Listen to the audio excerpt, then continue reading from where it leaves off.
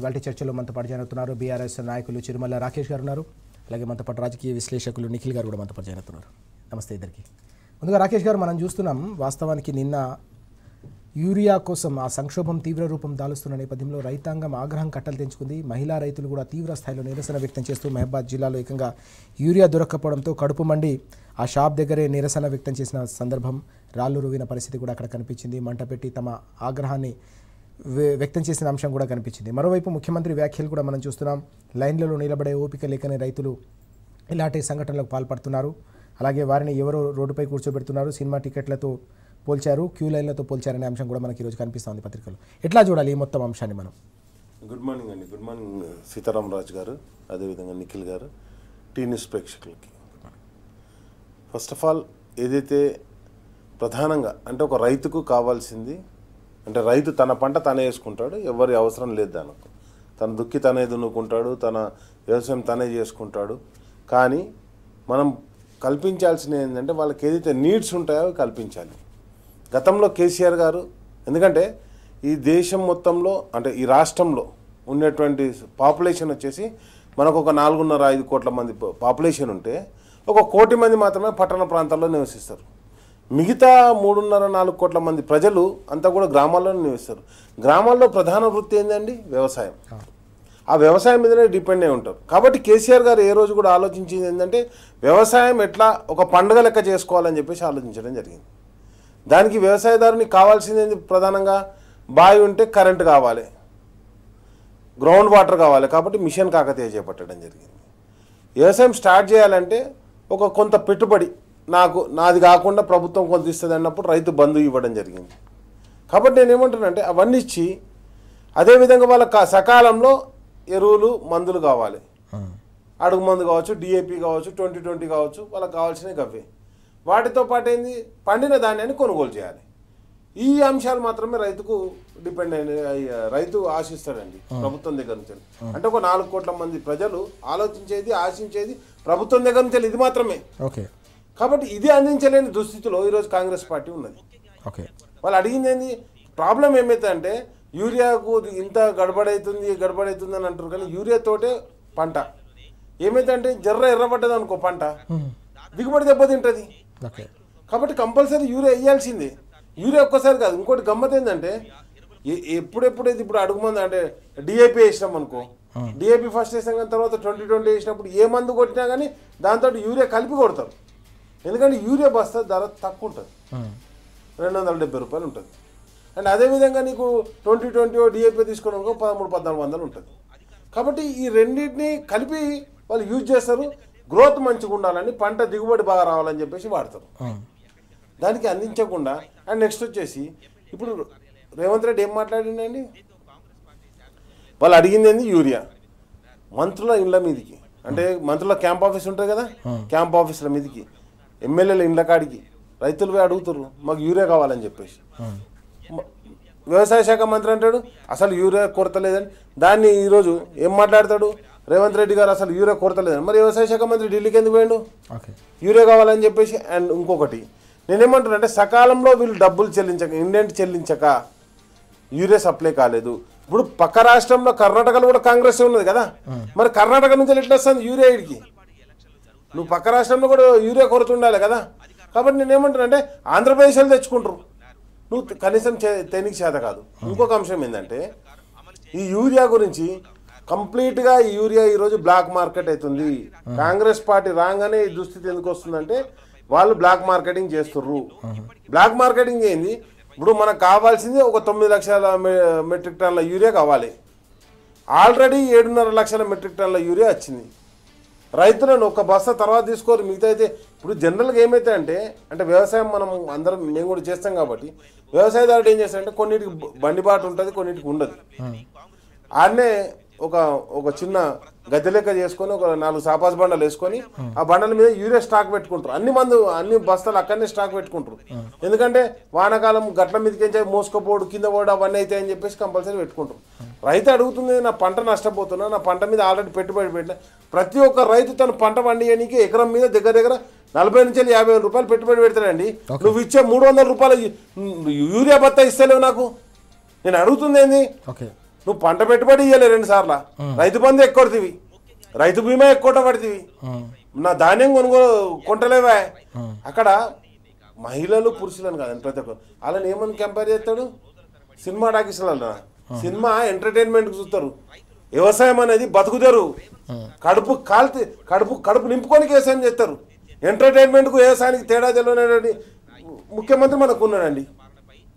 నేనేమంటానంటే ప్రతి ఒక్కటి ఎంటర్టైన్మెంటేనా నీకు, ప్రతి ఒక్కటి ఒక వేడుకనేనా. కాబట్టి ఈరోజు రైతు బాధపడుతుంది దేనికి, రైతు ఎందుకు అంత ఆక్రోశం. రైతు ఎప్పుడు తిరగబడాడండి, ఎప్పుడు తిరగబడ్డాడంటే రైతు బషీర్బాగ్లో కరెంటు రేట్లు పెంచుతున్నప్పుడు కరెంటు చక్కగా ఇయ్యనప్పుడు తిరగబడ్డాడు. ఆ రోజు ఏదైతే ఆ రోజు ఉన్నటువంటి ముఖ్యమంత్రి చంద్రబాబు నాయుడు ఇలా గురువు కాల్చి చంపిండు. ఈరోజు మళ్ళీ రైతు ఎరువుల గురించి తిరగబడుతుంటే ఆయనను ఎంటర్టైన్మెంట్ తోటి పోలుస్తుంది. కాబట్టి రైతు కోరుకుంటుంది తన ఒక 50,000 ఇన్వెస్ట్మెంట్ పెట్టిండు దాని మీద. నువ్వు ఇవ్వాల్సిన 300 నువ్వు ఇవ్వాల్సింది కదబ్బా, నువ్వు పుక్కడికి ఇస్తలేవు, కొనుక్కుంటుండు రైతు. కొనుక్కొని కూడా దొరికినప్పుడు నువ్వేం చేస్తావు ప్రభుత్వంగా. అసలు నీ డ్యూటీ అయింది అంటే పైసలు తినిపోడా, కమిషన్లు తినుడా, అసలు ఏం పని చేస్తాను కాంగ్రెస్ పార్టీ. ఏదో ఒకటి ఉండాలి కదా. నేనేమంటానంటే ఈరోజు ప్రధానంగా రైతు ఎదుర్కొంటుంది, రేపు పొద్దుగాల దిగుబడి తక్కువ వచ్చింది అనుకోర్రి, ఒక పంట మీద ఒక ఎకరం మీద పెద్దగా రైతుకేం మిగలదండి. ఓ 15, 20, 25 మ్యాక్సిమం 25,000, 30,000 మిగులుతుంది. అది కూడా నువ్వు నష్టపోతే ఇక నెక్స్ట్ కమింగ్ సీజన్ ఎట్లా చేసుకోవాలి ఆయన, ఏది ధైర్యంతో చేసుకోవాలి. ఇద్దరు పిల్లలు ఉంటారు, చదివించుకోవాలి ఉంటుంది, పెళ్లిళ్ళు చేసేవి ఉంటాయి, ఖర్చులు ఉంటాయి, దవాఖానా ఖర్చులు ఉంటాయి, అన్నీ ఉంటాయి. రైతు బాధపడుతుంది ఎందుకు, నాకు ధైర్యం ఉంది నేను పంట పండిస్తా, అరే నువ్వు యూరియా ఇయ్యి అంటున్నావు. అది కూడా ఇయ్యలేని దుస్థితిలో వాళ్ళని ఇష్టం వచ్చినట్టు లైన్లో నిల్చున్న ఓపిక లేదు. సినిమా టాకీస్ కాడ నిలబడతారు, ఎవరు నిలబడాడు చూపెట్టి తెలంగాణలో ఎవడన్నా సినిమా టాకీస్ ముందు లైన్ కడతాడా. టికెట్ దొరికితే సినిమా చూస్తా, లేకపోతే లేదు. ఏమో ఆంధ్ర అనుకుంటున్నాం, ఇక్కడ అట్లా నిలబడరు ఎవడు, ఆడపోతే లైన్లు కడతారు కావచ్చు, ఇక్కడ ఎవరు లైన్ కట్టాడు. అంటే నేనేమంటే ఈయన మైండ్ సెట్ మొత్తం, సీఎం గారి మైండ్ సెట్ మొత్తం కూడా ఒక కరప్టెడ్ కల్చర్ అంటే అన్కల్చర్డ్ మైండ్ సెట్ ఉన్నది. ఏమని అంటే బహిరంగ సభ అంటే తిట్టుడు, లేకపోతే బీఆర్ఎస్ వాళ్ళు నిలబెడతారు. బీఆర్ఎస్ వాళ్ళు నిలబెడితే గిన్ని ఊర్లలో నిలబడతారా, నిలబడితే ఎస్ మేము కూడా తీసుమార్కాలమే మా మాటతో నిలబడుతున్నారు అంటున్నావు కదా నువ్వు, అంటే మేమే నిలబెడుతున్నాం అంటున్నావు కదా. అంటే మా కేసీఆర్ గారి అంటే నేను ఏమంటున్నాను, ప్రతి ఒక్కటి కేసీఆర్ గారి మంచి అయితే ఎక్కడ కేసీఆర్ గారు రారు, కానీ చెడు కాంగని కనిపించగానే అక్కడ కేసీఆర్ను ప్రొజెక్షన్ చేయడానికి ప్రయత్నించారు. ప్రజలన్నీ ఆలోచించుకుంటున్నారు. 10 ఏళ్ళ కేసీఆర్ కాలంలో ఎట్లా కన్నతండ్రులో చూసుకున్నాడు, ఈ రోజు నువ్వు ఎట్లా చూస్తున్నావు, ఏం చేస్తున్నావు అనేది ప్రజలందరూ కూడా గమనించడం జరుగుతుంది. మనం చూసాం కేసీఆర్ గారు ఉన్నప్పుడు సాగు ఎంత సంబురంగా సాగిందో తెలంగాణ రైతాంగం అంతా కూడా చర్చించుకుంటున్నా ఉన్నారు. 20 నెలల కాంగ్రెస్ పాలనలో ఏ విధంగా రైతులు అవస్థ పడతా ఉన్నారో కూడా ప్రజానీకం గమనిస్తున్నారని చెప్పేసి రాకేష్ గారు చాలా స్పష్టంగా చెప్తున్న సందర్భం మనం చూస్తూ ఉన్నాం. రైతుల ఆగ్రహం కట్టలు తెంచుకుంటుంది కాబట్టి యూరియా సంక్షోభం తీవ్రమై పంటలు పూర్తిగా కోల్పోయి దిగుబడి వచ్చే పరిస్థితి లేదు కాబట్టి రైతాంగంలో ఈ ఆగ్రహావేశాలు ఈ స్థాయిలో ఉన్నాయనే అంశాన్ని కూడా రాకేష్ గారు స్పష్టంగా ప్రస్తావిస్తున్న సందర్భం మనం చూస్తూ ఉన్నాం. నిఖిల్ గారు, మనం చూసాం కేసీఆర్ గారి హయాంలో దాదాపు 6 నెలల ముందే బఫర్ స్టాక్లు తీసుకొచ్చేసి పల్లెనా కూడా రైతుల అవసరాలు తీర్చిన సందర్భం యూరియాకు సంబంధించి. కానీ ప్రస్తుతం 20 నెలల పాటు జరుగుతున్న ఈ కాంగ్రెస్ పాలనలో ఏకంగా యూరియా కోసం రైతులు నిరసనను హోరెత్తించాల్సిన పరిస్థితి, చివరికి వారి ఆగ్రహం కట్టలు తెంచుకొని మహబాద్లో ఏకంగా ఆ కేంద్రం వద్ద దాడికి దిగిన సందర్భం కూడా కనిపించింది.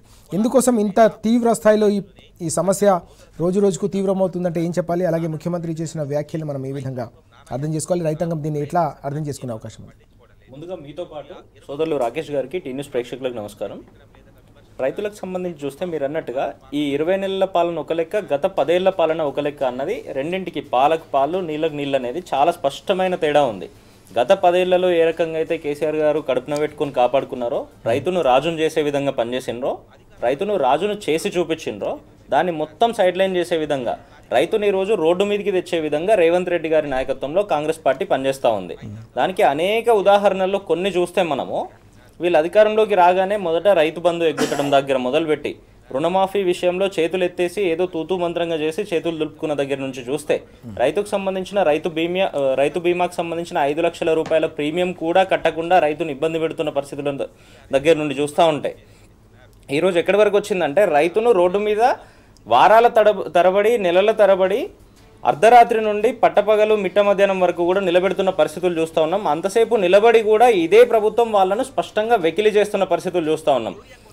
దుక్కి దున్ని నాట్లేసి దాదాపుగా 20-25 రోజులు దాటుతున్నా కూడా ఇప్పటి వరకు యూరియా అందిస్తున్న పరిస్థితి లేదు. గతంలో కూడా ఇటువంటి షార్టేజెస్ కొన్నిసార్లు క్రియేట్ అయినా కూడా అప్పుడు ముఖ్యమంత్రిగా ఉన్న కేసీఆర్ గారు ఏం చేసిండ్రు, ఇమ్మీడియట్గా కేంద్ర ప్రభుత్వం దగ్గరికి పోయి వ్యవసాయ శాఖ మంత్రిని మిగతా రాష్ట్రాలకు ఎక్కడైతే స్టోరేజ్ ఉందో అక్కడికి పంపి అక్కడ నుండి స్పెషల్గా 25 గూడ్స్ ట్రైన్లలో తెప్పించారు. నాకు గుర్తున్నంత వరకు 2019లో ప్యూర్ కరోనా టైంలో 19-20 టైంలో 25 గూడ్స్ ట్రైన్లు స్పెషల్గా తెప్పించి దానికి అడిషనల్గా ఇంకా సరిపోకపోతే 4000 లారీల్లో తెప్పించి ఏ మండలానికి ఆ మండలం పంపిండ్రు రైతుల దగ్గరికి, రైతుల ఇంటి ముందటికి. ఇంతకుముందు ఆటో వాళ్ళకి డబ్బులు ఇస్తే 50 రూపాయలు 100 రూపాయలు ఇస్తే వాళ్ళే పోయి యూరియా తీసుకొని మీ ఇంటి దగ్గర అంటే రైతు ఇంటి దగ్గర దింపే పరిస్థితులు ఉంటుండే. ఈ రోజు రైతే స్వయంగా పోయి తన పనులన్నీ వదులుకొని పోయి యూరియా డిస్ట్రిబ్యూషన్ కేంద్రాల ముందట రోజుల తరబడి నిలబడినా కూడా యూరియా ఇస్తున్న పరిస్థితి లేదు. ఇవ్వకపోవడంతో పాటు ఈరోజు వీళ్ళు ఏం చేస్తూ ఉన్నారు, అదే రైతులను అవమానం చేసే విధంగా రాష్ట్ర వ్యవసాయ శాఖ మంత్రి ఏమో వాళ్ళు అసలు రైతులే కాదు రాజకీయాల కోసం నిలబడ్డారు, ప్రతిపక్ష పార్టీలు నిలబెడుతున్నాయి అంటున్నారు. రాష్ట్రంలో ఉన్న మిగతా మంత్రులు సీతక్క గారు కానివ్వండి, పొన్నం ప్రభాకర్ గారు కానివ్వండి, వీళ్ళు ఏం చెప్తా ఉన్నారు, కేటీఆర్ గారు కేసీఆర్ గారు క్రియేట్ చేస్తున్న సృష్టి ఇదంతా అని చెప్తున్నారు. కేసీఆర్ గారు తినే వస్తువా యూరియా ఏమన్నా? ఈ రోజు 2 సంచులు లేదంటే దాచుకుంటే రేపు పొద్దునకి 4 సంచులు 5 సంచులు అయ్యే అవకాశం ఉంటుందా? కేసీఆర్ గారు ఏం చేసుకుంటారు, కేటీఆర్ గారు ఏం చేసుకుంటారు? దాన్ని చాలా స్పష్టంగా ఫోటోలు వీడియోలు ఇవన్నీ బయటకు వస్తూ ఉన్నాయి కదా. బ్లాక్ మార్కెట్కి ఏ రకంగా తరలిపోతూ ఉన్నాయి, కాంగ్రెస్ నాయకులు దాని వెనకాల ఉండి ఏ రకంగా నడుపుతూ ఉన్నారు, ఇంటెన్షనల్గా ఇబ్బందులు ఏ రకంగా క్రియేట్ చేస్తూ ఉన్నారు రాష్ట్ర రైతాంగానికి అనేది మనం చూస్తూ ఉన్నాం. మరొకసారి గమనిస్తే నిన్న ముఖ్యమంత్రి గారు కామారెడ్డి పర్యటనకు పోయినట్టున్నారు. ఏ రకంగా మాట్లాడతారంటే నేను ఒక్కసారి మీకు చూపించిన తర్వాత మాట్లాడతా. ఒక్కసారిగా మంది అందరూ ఒక దగ్గర నిలబట్టి అందుబాటులో ఉన్నా కూడా లైన్ పెద్దగా కనిపిస్తుంది. సినిమా హిట్ అయితే అందరికి టికెట్ దొరకవచ్చు కానీ లైన్ చూస్తే పొడుగ్గా కనిపిస్తారు. ఆఖరి ఆయనకు మొదటి ఆయనకు సేమ్ టైంలో ఇవ్వలేరు కదా. సేమ్ యూరియా అందుబాటులో ఉన్నా కూడా 1000 మంది లైన్ లో ఉంటే మొదటోడికి చివరోడికి 8 గంటలు పడుతుంది. వీడు 8 గంటల లైన్ లో నిలబడే వరకల్లా వీడు సహనం నశించేసి అసలు యూరియానే అందుబాటులో లేదని వాడు కూర్చోవడానికి రోడ్డు కాటం కూర్చుంటాడు. కొన్నిసార్లు ఈడ కూర్చుంటే ఆడ కూర్చుంటే దాన్ని ఎవడో ఒకటి తీసుకెళ్ళి అట్లా కూర్చోబెడతారు.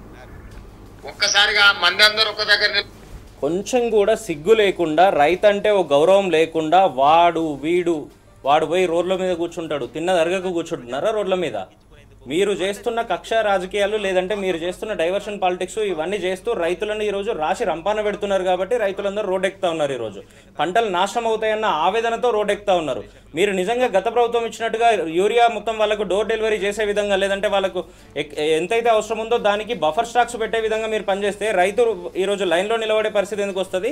మీరు ఇవ్వని పరిస్థితిలో రోడ్ ఎక్కే పరిస్థితి ఎందుకు వస్తుంది? ఇదంతా ఇంటెన్షనల్గా మీరు క్రియేట్ చేస్తూ ఇటువంటి పిచ్చి పిచ్చి మాటలు చెప్తా ఉన్నారు.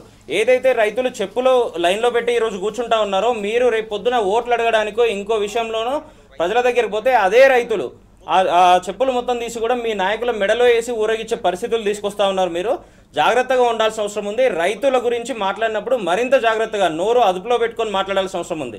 ఎక్కడ పడితే అక్కడ బహిరంగ సభల్లో ప్రతిపక్ష నాయకులను విమర్శించడంలాగా ఉండదు ప్రతి దగ్గర పరిస్థితి. రాష్ట్రంలో మెజారిటీ సెగ్మెంట్ ఎక్కడైతే రైతులు ఉన్నారో వాళ్ళకి రాజకీయాలతో సంబంధం ఉండదు.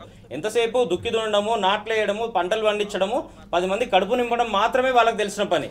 వాళ్ళకి రాజకీయాలతో సంబంధం ఉండదు. మీరేం చేస్తున్నారు, నేనేం చేస్తున్నా, ప్రతిపక్షం ఏంది, అధికార పార్టీ ఏంది, వీటితో సంబంధాలు ఉండవు.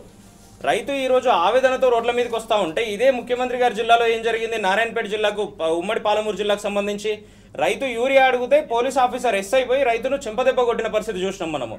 ఇదే మహబూబ్ నగర్ డోర్నకల్లో ఏమైంది? నిన్నగాక మొన్న చూస్తూ ఉంటే రైతులందరూ ఆ పేపర్లన్నీ జమ చేసి వాళ్ళ పాస్బుక్లకు సంబంధించిన జిరాక్సులు అక్కడ ఉన్న అధికారులకు ఇస్తే మొత్తం తీసి కిటికీ నుండి బయటకి ఇసిరిండ్రు. ఆ రైతుల ఆవేదనతో కన్నీళ్లతో ఏవైతే పేపర్లు ఉన్నాయో అవన్నీ ఏరుకుంటున్న పరిస్థితి, అక్కడ కింద పడేస్తున్న పేపర్లను. ఇంత దయనీయంగా ఇటువంటి పరిస్థితులు మీరు రైతుల మీద ఏ రకంగా క్రియేట్ చేస్తూ ఉన్నారు? చాలా ఇంటెన్షనల్గా రైతులను ఇబ్బంది పెట్టాలన్న పరిస్థితి మీ 20 నెలల పాలన చూస్తే అనేక సార్లు కనబడింది ఇప్పటి వరకు. ఇన్ని చెప్తూ మళ్ళీ ఏం చెప్తారు? మొన్న కామారెడ్డి వరదలకు సంబంధించి అక్కడ ఉన్నటువంటి భారతీయ జనతా పార్టీకి సంబంధించిన ఎంపీతో కలిసి మీటింగ్లో ఏం చెప్తా ఉన్నారు? ఇదంతా ఇంటెన్షనల్గా క్రియేట్ చేస్తున్నారని చెప్తా ఉన్నారు. స్వయంగా దానికి మరింత ఊతం ఇచ్చే విధంగా నిన్న కూడా ఏం చెప్పిండ్రు? కామారెడ్డి పర్యటనలో యూరియా కొరతనే లేదు అని చెప్పిండ్రు. యూరియా కొరత లేనప్పుడు మీ వ్యవసాయ శాఖ మంత్రి ఈరోజు ఢిల్లీకి బజ్జీలు తినడానికి పోయిండా? ఢిల్లీకి ఎందుకు పోయిండా? మరి మీ భట్టి గారు మీ వ్యవసాయ శాఖ మంత్రి గారితో మీరే అనేక స్టేట్మెంట్లు ఇప్పిస్తా ఉన్నారు కదా, పత్రికలకు లీకులు ఇస్తా ఉన్నారు కదా. యూరియా స్టాక్స్ కోసము యూరియా బఫర్ యూరియా తీసుకురావడానికి లేదంటే ఇక్కడ ఏదైతే షార్టేజ్ ఉందో అది మొత్తం తీసుకురావడానికి కేంద్ర ప్రభుత్వం దగ్గరికి పోయిందని చెప్తా ఉన్నారు కదా. అంటే మీ ప్రభుత్వంలో మీ వ్యవసాయ శాఖ మంత్రి ఒకటి చెప్తా ఉంటాడు, మిగతా మంత్రులు ఇంకోటి చెప్తా ఉంటారు, మీరేమో రైతులను అవమానించే విధంగా వాడు వీడు అని మాట్లాడుతూ ఉంటారు, నోటికి ఎంత వస్తే అంత. ఇప్పటికైనా నోరు అదుపులో పెట్టుకుని రైతులకు నిజంగా ఏదైతే ఇబ్బందులు ఉన్నాయో ఆ ఇబ్బందులను మొత్తం సైడ్ లైన్ చేసే విధంగా, ఆ ఇబ్బందులన్నీ తగ్గించే విధంగా ఇమ్మీడియట్ గా యూరియా సప్లై చేసి రైతులందరినీ ఆదుకోవాల్సిన అవసరం ఉంది. గతంలో మీరు ఏదైతే పెట్టుబడి సాయానికి సంబంధించి రైతు బంధు కూడా ఎగ్గొట్టినరో ఆ రైతు బంధు కూడా మొత్తం ఇవ్వాల్సిన అవసరం ఉంది. ఇక్కడ మరొక బాధాకరమైన విషయం ఏంటంటే, ఒకవైపు ఇటువైపు రాష్ట్ర ప్రభుత్వం వీళ్ళని ఇబ్బందులకు గురి చేస్తూ ఉంటే ఇదే రైతులను ఉత్తర తెలంగాణకు సంబంధించి దాదాపుగా అనేక జిల్లాల్లో ప్రకృతి వల్ల మొన్న విపరీతమైన వర్షాల వల్ల ఒక్కరో ఇద్దరు రైతులు ఆ 1-2 బస్తాలు చల్లిన యూరియా కూడా మొత్తం కొట్టుకుపోయింది. ఇప్పుడు అడిషనల్ గా మళ్ళీ చల్లాల్సిన పరిస్థితి. అయితే వీళ్ళు ఏం చెప్తా ఉన్నారంటే మెల్లమెల్లగా మేము తెప్పిస్తా ఉన్నాము స్టాక్స్ అని చెప్తా ఉన్నారు. వేయాల్సిన టైంలో వేయకుండా ఆ టైం మొత్తం దాటిన తర్వాత వేసినా కూడా దానివల్ల ఉపయోగం ఉండదు కదా. ఇప్పుడు మనం ఒక 10 రోజులు అన్నం తినకుండా 11వ రోజు మొత్తం కలిపి తినలేం కదా. సో అదే విధంగా రాష్ట్ర ప్రభుత్వం కొంచెం ఆలోచన చేసి కన్సర్న్ తో ఉండి రైతాంగాన్ని ఈ రోజు ఆదుకునే విషయంలో ఆలోచన చేయాల్సిన అవసరం ఉంది. గత ప్రభుత్వం ఏ రకంగా అయితే కడుపున పెట్టి కాపాడుకున్నదో ఈ ప్రభుత్వం కూడా అదే విధంగా ఈ రాజకీయాలు, డైవర్షన్ పాలిటిక్స్ ఇవన్నీ పక్కన పెట్టి రాష్ట్ర రైతాంగాన్ని ఆదుకోవాల్సిన అవసరం ఉంది. మనం చూస్తున్నాం రాష్ట్ర రైతాంగం పూర్తిగా కూడా సంక్షోభంలో కూరుకుపోతున్న పరిస్థితి క్షేత్రస్థాయిలో కనిపిస్తూ ఉంది. తెలంగాణ వ్యాప్తంగా కూడా లక్షలాది మంది రైతులు యూరియా అందక అవస్థలు పడతా ఉన్నారు. గతంలో ఎప్పుడూ లేని సంక్షోభం వారిని వెంటాడుతున్న నేపథ్యంలోనే రైతాంగంలో అవస్థలు తీవ్రస్థాయిలో రూపం దాలుస్తున్న పరిస్థితి. అందుకోసమే నిరసనలు, ఆగ్రహాలు కూడా కట్టలు తెంచుకుంటున్నాయి. ప్రభుత్వ వైఫల్యం స్పష్టంగా కనిపిస్తుందని నిఖిల్ గారు అలాగే రాకేష్ గారు కూడా చాలా స్పష్టంగా చెప్తా ఉన్నారు. ఈ క్రమంలో రైతుల కష్టాలు తీర్చాల్సింది పోయి వారిని అవమానించే విధంగా మాట్లాడడం అత్యంత దారుణమైన విషయం అని కూడా ఆగ్రహం వ్యక్తం చేస్తున్న సందర్భం మనం చూస్తూ ఉన్నాం. రాకేష్ గారు, మరొక కీలకమైన అంశం కూడా ఈరోజు మనకు పత్రికల్లో ప్రధానంగా కనిపిస్తుంది. అన్నిటికంటే ముఖ్యంగా అశోక్ నగర్ వాస్తవానికి నిరుద్యోగ యువతకు ఒక కేంద్రంగా, ఒక టీచింగ్ పాయింట్గా ఉన్న సందర్భం మనం చూసాం. 10 ఏళ్ల కాలంలో అక్కడ నిరుద్యోగులు కావచ్చు, యువత పెద్ద ఎత్తున అక్కడ తమ నోటిఫికేషన్ల కోసం వెయిట్ చేయడం, అక్కడంతా కూడా సిద్ధం కావడం, వారంతా కూడా పరీక్షలు రాసుకొని వారంతా కూడా సిద్ధమైన సందర్భం. కానీ 20 నెలలుగా కేవలం నోటిఫికేషన్ లేకుండా గత ప్రభుత్వం బీఆర్ఎస్ ప్రభుత్వ హయాంలో ఇచ్చిన ప్రక్రియను పూర్తి చేసి కేవలం కాగితాలు మాత్రమే ఇచ్చారు, నోటిఫికేషన్లు ఇవ్వట్లేదు కొత్తగానే ఆందోళన నిరుద్యోగులు వ్యక్తమవుతుంది. ఈ క్రమంలో దాని డైరెక్ట్ ఇంపాక్ట్ అశోక్ నగర్పై కనిపిస్తుంది. ఖాళీగా బోసిపోయిన సిటీ సెంట్రల్ లైబ్రరీ కావచ్చు, ఇతర ప్రాంతాలన్నీ కూడా కనిపిస్తూ ఉన్నాయి. ఎట్లా చూడాలి ఈ అంశాన్ని మనం? సార్ ప్రధానంగా ఎందుకంటే మేము కూడా అందరం కాంపిటేటివ్ ఎగ్జామ్స్ ప్రిపేర్ అయినా ఒకసారి గెస్టెడ్ ఆఫీసర్ జాబ్ కూడా వచ్చింది. జాబ్లో జాయిన్ అయితే తెలంగాణ ఉద్యమంలో రిజైన్ చేయడం జరిగింది. ఆ బాధ, ఆ పెయిన్ ఎట్లుంటుందో మాకు తెలుసు. నెక్స్ట్ వచ్చేసి నేను ఏమంటున్నానంటే, ఈయన రాగానే 2 లక్షల ఉద్యోగాలు ఇస్తా అన్నారు. 2 లక్షల ఉద్యోగాలు ఇస్తా అని చెప్పేసి ఇంతవరకు నోటిఫికేషన్ 5,000, 6,000 ఉద్యోగాలు ఇచ్చిండండి. 6,500 ఉద్యోగాలు ఇచ్చిండు. కేసీఆర్ గారు ఇచ్చిన ఉద్యోగాలు నిజంగా కూడా కేసీఆర్ గారు అంటే మేము అది ఫేస్ చేసినాం కాబట్టి. ఎందుకంటే నేను ఒక 4-5 సార్లు సెలెక్ట్ అయితే ఆ 40% ఓపెన్ కోటా అని చెప్పేసి మొత్తం ఆంధ్రలో నింపెట్టారు. ఆ దుస్థితి ఉండొద్దని చెప్పేసి కేసీఆర్ గారు ఏం చేశారు, అది కూడా బీజేపీకి అప్లికేషన్ పెట్టుకోగా సెంట్రల్ గవర్నమెంట్ 2022 ఇచ్చారు. అప్పటికి కూడా కేసీఆర్ గారు ఒక 2,30,35,000 ఉద్యోగాల నోటిఫికేషన్ ఇచ్చిండు. 1,60,000 ఉద్యోగాలు నింపేసిండు. 1,62,000 ఉద్యోగాలు నింపిండు. కానీ అక్కడ ఏంటంటే పబ్లిక్ సర్వీస్ కమిషన్లో ఏముంటుండే అంటే కేసీఆర్ గారు ఆలోచించింది ఏంటంటే ఏ ఉద్యోగమైనా తెలంగాణ బిడ్డకే రావాలి, 95% లోకల్ వాళ్ళకే రావాలని చెప్పేసి ప్రెసిడెన్షియల్ రూల్ ఏదైతే ఉండేనో 6 పాయింట్ ఫార్ములా అని చెప్పేసి అప్పుడు ఒకటి ఉండే ప్రెసిడెన్షియల్ ఆర్డర్ అని చెప్పేసి ఆ రూల్ను మొత్తం కూడా మార్చేసి మొత్తం 95% స్థానికులకే ఉద్యోగాలు రావాలి, అంటే తెలంగాణ బిడ్డలకే ఉద్యోగాలు రావాలని చెప్పేసి పెట్టారు. ఆ క్రమంలో కొంతవరకు గ్రూప్ 1 ఒక్కటి లేట్ అయింది తప్పితే మిగతా అన్ని కూడా రిక్రూట్మెంట్ జరిగిపోయినాయి. అండ్ నెక్స్ట్ వచ్చేసి నేను ఏమంటున్నంటే దీంట్లో కంపల్సరీ ఆ రోజు ఎవరెవరు బీజేపీ కావచ్చు, కాంగ్రెస్ పార్టీ కావచ్చు కుట్ర చేయడం జరిగింది. పేపర్ లీకేజ్ కూడా కుట్రనే, మేము స్పష్టంగా చెప్తున్నాం. అదంతా ఒక అంశం అయితే నువ్వు వచ్చిన తర్వాత 2 లక్షల ఉద్యోగాలు ఇస్తాను, ఇంతవరకు ఒక్క నోటిఫికేషన్ ఇవ్వాలి. ఎందుకు ఇవ్వలే నోటిఫికేషన్? మరి నువ్వైతే ఖాళీలు ఉన్నాయని చెప్పినావు కదా, 2 లక్షల ఉద్యోగాలు ఇస్తా, సంవత్సరానికి 2 లక్షల ఉద్యోగాలు ఇస్తానండి నిన్న తీసుమార్కాడు. ఇంకా ఇప్పటివరకు ఒక్క నోటిఫికేషన్ ఇవ్వాలి, ఒక 50,000 నోటిఫికేషన్ ఇంతవరకు ఎందుకు ఇస్తాడు? అండ్ నెక్స్ట్ వచ్చేసి ఏ రోజన్నా కేసీఆర్ గారు మొత్తం ఆయన 10 ఏళ్ల కాలంలో, అంటే 9.5 ఏళ్ల కాలంలో, 10 ఏళ్ల కాలంలో ఎప్పుడన్నా ఒక ఉద్యోగం ఇస్తూ అదేది ఆయన వాళ్ళు రాసుకున్న ఎగ్జామ్కు, వాళ్ళు సెలెక్ట్ అయిన ఎగ్జామ్కు వాళ్ళకు ఉద్యోగం వస్తే కేసీఆర్ గారు ఎప్పుడైనా వాళ్ళకు నియామక పత్రాన్ని అందించిందా? ఈయన ఏం లేదు. అవి డిపెండెంట్ ఉద్యోగాలు కూడా అంటే కాలం కలిసిదాకా తండ్రో ఎవరో ఒకరు ఉద్యోగస్తులు చేసేటోళ్ళు చనిపోతే వాళ్ళకి డిపెండెంట్ ఉద్యోగాలు ఇచ్చిన ఈయన ఇచ్చిన కోట కిందనే వాటిని ఇవ్వడం జరిగింది. దానికి ఎల్బీ స్టేడియంలో తాపకోసారి బహిరంగ సభ. ఇంతవరకు నేను ఏమంటానంటే నాట్ ఓన్లీ నిరుద్యోగులు, అది ఆశా వర్కర్లు కావచ్చు, అంగన్వాడీ వర్కర్లు కావచ్చు, ఎవరు చూసినా కానీ వాళ్ళందరికీ హామీలు పెద్దగా ఇచ్చిండు. ఇప్పుడు రేషన్ షాప్ డీలర్లు ఇవ్వలేదు ధర్నా చేస్తా అంటారు. వాళ్ళకేంటంటే కాంగ్రెస్ ప్రభుత్వం రాగానే కమిషన్ వేస్తే 5,000 రూపాయలు ప్రతి ఒక్క రేషన్ డీలర్కి ఇస్తా అని చెప్పి అవి కూడా ఇస్తలేదు. అండ్ నెక్స్ట్ వచ్చేసి ఇక్కడ ఎవ్వరు కానీ ఆశలతోటి, అంటే అశోక్ నగర్ అంటేనే ఒక ఆశల పల్లకి. అశోక్ నగర్లో కూర్చున్నారంటే లైబ్రరీలో, సెంట్రల్ లైబ్రరీలో కూర్చుంటారు. ఎందుకంటే మా ఉస్మానియా యూనివర్సిటీలో రెగ్యులర్గా సెంట్రల్ లైబ్రరీ అంటే మా లైబ్రరీలో మెయిన్ లైబ్రరీలో రెగ్యులర్గా ప్రిపేర్ అవుతూనే ఉంటారు. కానీ ఎవరైతే కోర్సులు కంప్లీట్ అయినానో వివిధ జిల్లాల నుంచి వచ్చేటోళ్ళు అందరూ కూడా అశోక్ నగర్ సెంటర్గా వాళ్ళు చదువుకోవడం జరుగుతుంది. ఈరోజు అశోక్ నగర్ అంతా వెలవెలబోతుంది. ఎందుకంటే నోటిఫికేషన్ లేవు. దేనికి చదువుకోవాలి, దేనికి ప్రిపేర్ కావాలి, ఆల్రెడీ ప్రిపేర్ అయితేనే ఉన్నారు వాళ్ళు. ఇంకోటి ఏంటంటే నోటిఫికేషన్ ఇస్తాడని నమ్మకం లేదు. ఎందుకంటే ఏదైనా నోటిఫికేషన్ వేయాలంటే ఫస్ట్ అది బడ్జెట్ శాంక్షన్ పోవాలి. ఈరోజు బడ్జెటే లేదు, పైసలే లేవు. మొన్న ఏది ఇలా బట్టి గారు ఏదైతే ఢిల్లీలో తిరుగుతుందో జిఎస్టీ స్లాబ్స్ డిఫరెన్స్ చేసారు కదా, దాంతో ఈరోజు రాష్ట్రానికి 7,000 కోట్ల నష్టం. ఆల్రెడీ లాస్ట్ టైం బడ్జెట్ పెట్టినప్పుడే 2,95,000 కోట్ల బడ్జెట్ పెడితే దాంట్లోకైనా దాన్ని తీసుకుపోయి 2,30,000 కోట్లకు చేసింది. అంటే బడ్జెట్కు కేటాయింపులకు సంబంధం లేకుండా పోయింది. ఈరోజు మళ్ళీ నువ్వు ఉద్యోగాలు ఇవ్వాలంటే దానికి కూడా బడ్జెట్ కేటాయింపులు జరగాలి కదా. అంతేందుకండి ఈరోజు గురుకుల పాఠశాలలు కావచ్చు, లేకపోతే ఏది కాంట్రాక్ట్ లెక్చరర్లు కావచ్చు, కాంట్రాక్ట్ ప్రొఫెసర్లు కావచ్చు, ఎవరు కూడా జీతాలు ఇవ్వాలి. ఇంతవరకు అసలు జీతాలు ఇవ్వలేని పరిస్థితి. కాబట్టి నేను ఏమంటానంటే ఉన్నోళ్ళకి కాంట్రాక్ట్ బేసిస్ వాళ్ళకే జీతాలు ఇస్తారు. ఒక్కొక్కరికి 2 నెలలు 3 నెలల నుంచి. ఘోరం ఏంటంటే సెక్రటరియట్లా తాగే నీళ్లు ఉంటాయి కదా, మంచి నీళ్ళ బబుల్స్ ఎత్తారు కదా, వాళ్ళకు బిల్లులు చెల్లించగానే 6 నెలలు అవుతుందట.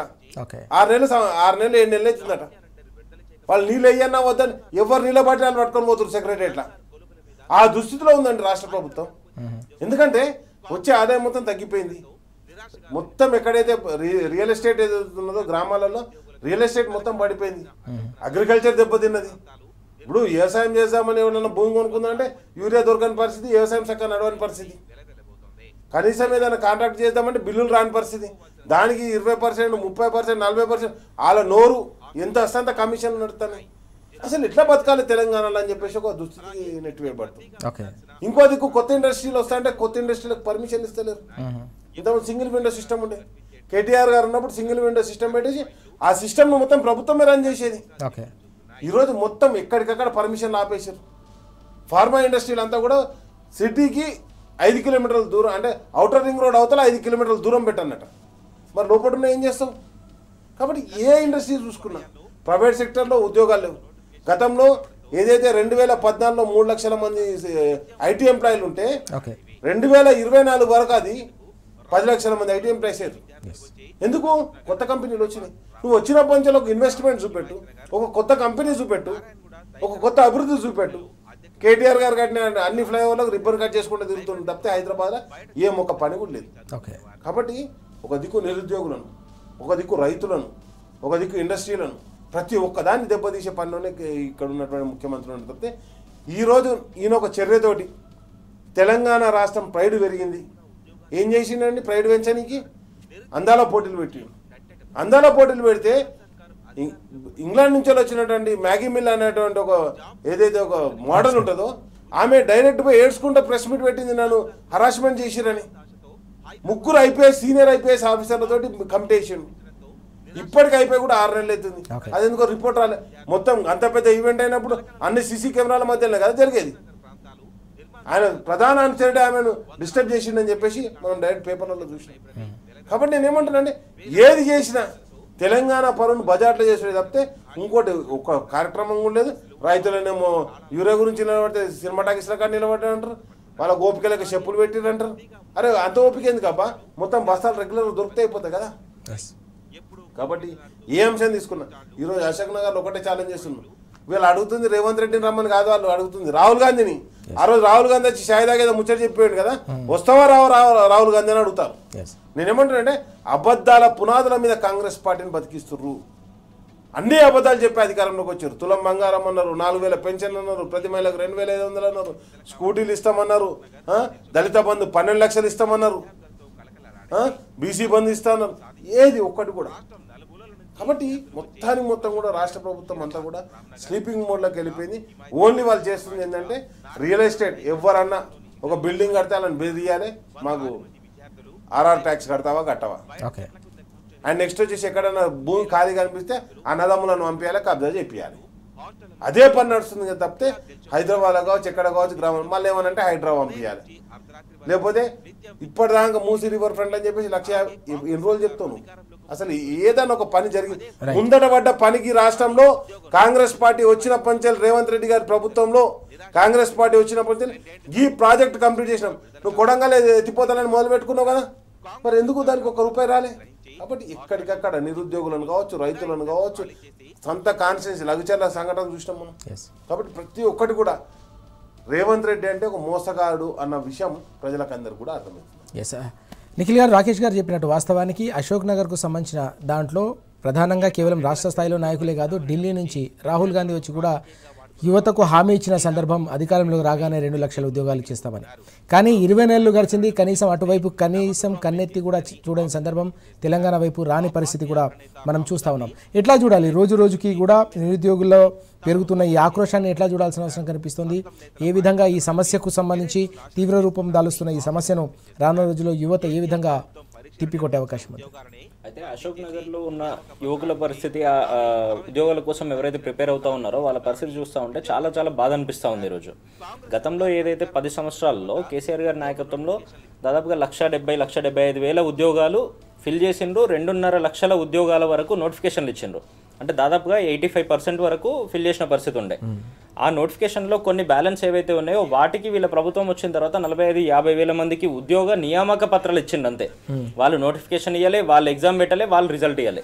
బ్యాలెన్స్ అక్కడో ఇక్కడో కొన్ని రిజల్ట్స్ మిగిలిపోతే అవి ఇచ్చి నియామక పత్రాలు ఇచ్చి మేమే ఇచ్చినాం ఈ ఉద్యోగాలన్నీ అని చెప్తా ఉన్నారు.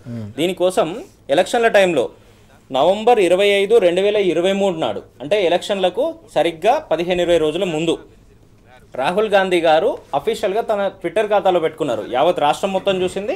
తన ట్విట్టర్ ఖాతాలో చూస్తే ఇక్కడ ఈ ఫోటోలన్నీ ఉన్నాయి. రాహుల్ గాంధీ గారు స్వయంగా అశోక్ నగర్లో ఉన్నటువంటి లైబ్రరీలో వాళ్ళందరితో మాట్లాడుతున్న పరిస్థితి ఇది.